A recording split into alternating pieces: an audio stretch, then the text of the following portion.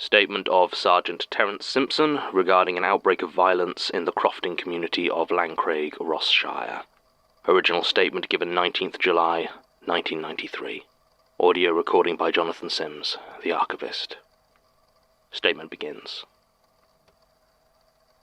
The thing is, I wasn't even responding to a call-out. Well, I was, but it was a break-in about 10 miles further on, and I just wasn't in a hurry. I mean, Lanncraig is the sort of place you don't even notice you've been through if you're not looking. A half-mile of road with a handful of white or stone cottages dotting the fields. Nothing you'd recognise as a shop, and it's 2 miles the other way to the post office. Lanncraig is what they write on the map, but to most people it's just more empty highland. It's like that with a lot of old crofting communities. They've all got their little parcel of land for farming and a big old stretch to keep the sheep together, but it's a poor life, really, and hard work. Lends itself to isolation well. Too well, sometimes. I knew Callum Mackenzie, or at the very least he knew me. Again, not well, but North Highlands police tend to serve a lot of very small communities, and I stood out like a sore thumb. He called me the bastard English, but he always did it with a smile on his face. His little house served as pub for those minded to use it. He didn't have a licence, but if the landlord didn't mind, who was going to raise a stink about it? I could have, I guess, but it would have been a damn stupid thing to do, turning them all against me. He even showed me the still he kept out back once, and I'm very thankful I was on duty at the time, or I might have had to drink some out of politeness. So I'm driving, heading towards this break-in over in Dalnessie, when Constable Carla Ross, my partner, starts telling me to slow down. Now, Ross had known Callum a lot longer than I had, being about 10 years my senior on the force, and had a good 20 years' experience policing these communities. I dropped speed, and she stared out at one of the crofts next to us, making this little noise of uncertainty. I was just about to speed up again when she gasped and yelled to stop the car. There wasn't really anywhere to park, but the road was wide enough to pass on and barely saw 2 cars in an hour, so I just stopped where we were and we got out. Staring out over the low stone wall, I could see a figure stood in the middle of the field. It took me a moment to recognise Callum Mackenzie, holding out his pitchfork as he looked over his croft. But no, the angle was wrong. He wasn't holding his pitchfork, he was just gripping the handle. And I realised with a jolt that the sharp tines were buried in his stomach. From this angle, I could just about make out the ends of them protruding from his back. And suddenly everything seemed very still. Ross acted before I did. She vaulted over the wall and started running towards Callum, calling his name, and I followed a second after her. But then he turned, and we both stopped short.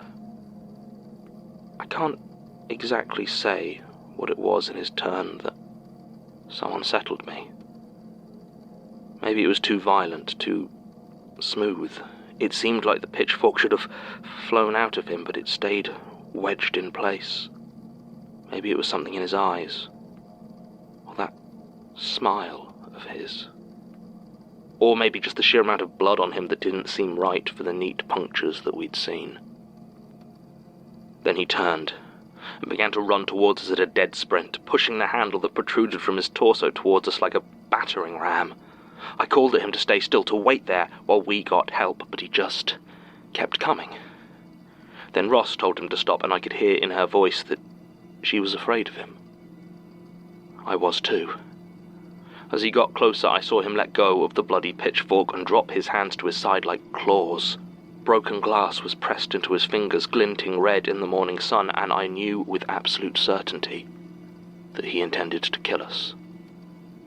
The moment before he reached us, I grabbed the handle that still stuck from his belly. It was pure instinct, and my hands exploded in sharp pains as splinters from the rough wooden handle dug into my fingers and palm, but Callum Mackenzie stopped dead with a horrible lurch as the metal prongs buried themselves still deeper. Ross stood there, baton in hand, clearly desperate not to use it as Callum swung his glass-covered arms at me, trying to slash at my face and coming within an inch or two of doing so, only kept at bay by the distance of the pitchfork's handle.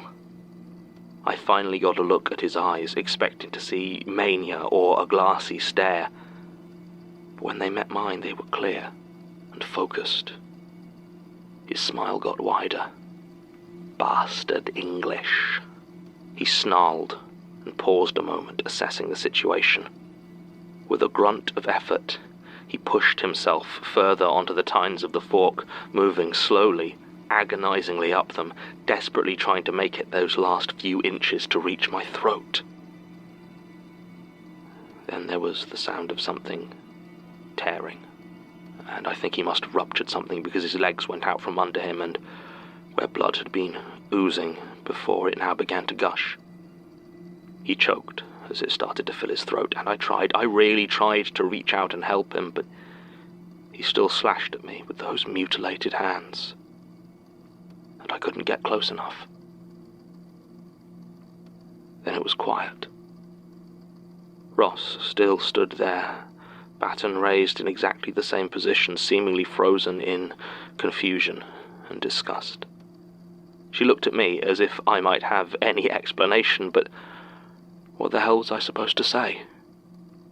We just kept looking at this broken man, her friend, who had literally killed himself attacking us.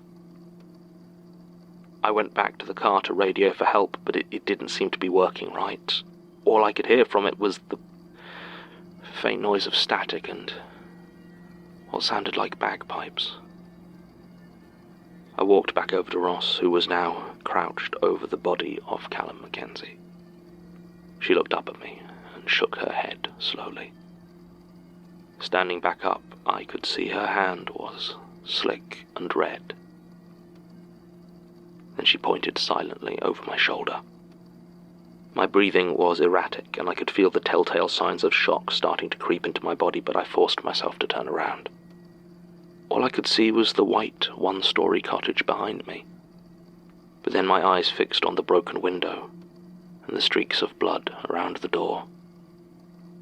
I knew what she was thinking, and I just nodded, took out my own baton, and quietly approached the small house. It was silent. No sound at all save the bleating of a sheep in a nearby field. I've never quite got the hang of sheep. I know that sounds daft, but it's their throats, you see. They're so like humans that when they bah, it doesn't sound like a sheep. Does that make sense? It sounds like a person pretending to be a sheep. Sheep don't kill each other, though. Not like this. Anyway, the sound didn't exactly do anything to put me at my ease. When we entered the house, I instinctively reached out for a light switch but couldn't find one. A lot of these old crofter places don't have any electricity, or at least not mains power. It didn't matter, though. There were plenty of windows to light up the scene in front of us. The fireplace had long since burned out, but the rocking chair next to it was still occupied. An elderly woman sat there, a blanket over her legs and a cross-stitch frame in her lap. If it wasn't for the cook's knife that pinned her to the chair through the throat, I'd have almost called her serene. Her feet didn't quite touch the floor, so the draft from the open door rocked her back and forth, back and forth. On the floor in front of her, two corpses, middle-aged with rough, weathered faces, were entwined together in an embrace that almost looked affectionate, until you saw the blood staining their teeth and hands, or the ear still clenched in the younger man's smile, fresh torn from the other's head. They had each had their own throats cut, crudely, and plastered across their faces was a smile that seemed to occupy a frozen space halfway between ecstasy and an all-consuming anger. Neither of them had any fingers left at all. Their murderer was in the kitchen, head forced into an oven, now cold and burned beyond recognition. The bloody vegetable knife was limp in her hand, and the glass embedded in the back of her neck placed her death firmly at the feet of Callum Mackenzie. At this, Ross let out a small cry and left the room to be sick. I was feeling completely numb by now, and felt nothing but a dull fascination when I saw the circle pattern of cuts on the dead woman's right arm. The angles made it almost certainly self-inflicted, and it gave the impression the skin was a simple tug from coming away like a peeled potato. The back door was kicked in, and I could see a small lump of pink flesh just beyond it. And then another. The ground was disturbed as though by a struggle, and I suddenly realized what had happened. Ross had returned by now, shaking and pale, but just as quiet as I was. And together we followed a trail of bitten-off fingers like breadcrumbs taking us home. Home, in this case, was the lawn, just outside the cottage of Angus Stewart, an acre or so of land he kept clear for meetings, parties, or whatever other events the tiny community might find they needed space for. Yesterday it had been the parking of a small, sky-blue transit van. I recognized it, of course. It belonged to a young lady from Inverness, I never got her name, who ran a small, mobile lending library that travelled around the villages and crofts of the Highlands. Now she lay at the centre of absolute carnage. Eventually it would be conclusively established that all 16 other residents of Lanncraig were there, though to simply look at the scene it was impossible to tell mud from blood, from flesh, from bone. And I thank God every day that not one resident of that poor, doomed place had children. The head of Angus Stewart leered up at me from the ground, lips parted in that same expression of fury and joy, cheeks latticed with steel sheep wire. A sudden thought struck me that, since our struggle on arriving with Callum Mackenzie, neither myself nor Constable Ross had made any noise at all. If there were survivors, they had no way to know it was safe. Abruptly, I shouted, calling for anyone who might still be alive, telling them they could come out. I tried to ignore the edge of panic in my voice, but my only answer was the mocking bleating of sheep and those impossibly distant pipes. Ross glared at me, clearly startled by my shouting, and stepped gingerly through the dirt and viscera towards the centre. Neither of us could pretend we cared about preserving evidence at that point. These people, good people, had slaughtered each other for no reason at all. There was nothing we could do to change that fact.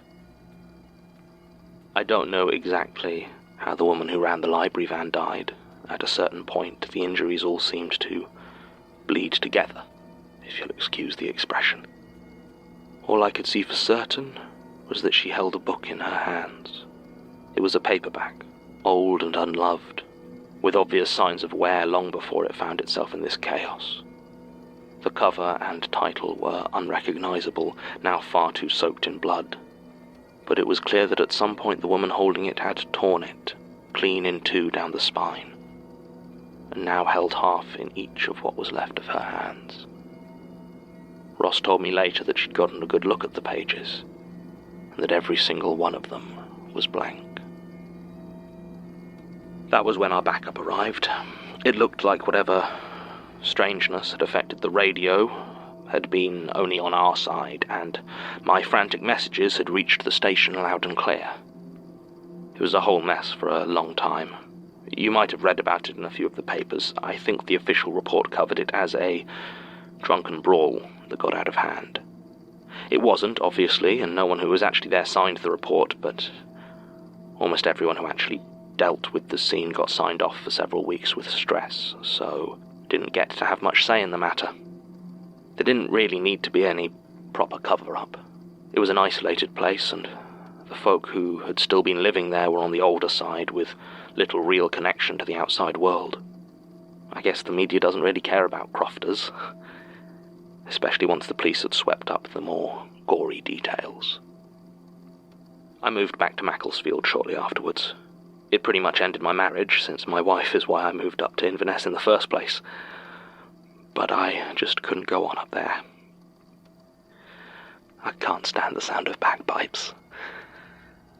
And sometimes, at night, I still hear sheep in the distance. Statement ends. An Englishman returning from Scotland with a fear of bagpipes and sheep. I'm sure we can all relate. In many ways the slaughter fascinates me. There seems to be, in all cases, a question at its heart about control. Is it a mindless dance, dragging participants along by the beat of a drum, or is there a kernel of will in there, lucidity and deliberateness to the random fury and violence? I suppose that's the question with so much of violence, war. How much are you really in command of yourself or of others? I'm not sure what scares me more. The idea that deep down, everyone is in complete control of their actions, that everything is, on some level, intentional. Or that ultimately we don't have any control of ourselves at all, and the rest is just rationalization. Another lightener, obviously, not one I can readily identify, though it sounds like it would now be inert, anyway. Given the blank pages, I do wonder whether its destruction was a last-ditch effort to stop its effects, or the exact thing that released its power in such an extreme way. Regardless, I've hit another research dead end with this. End recording.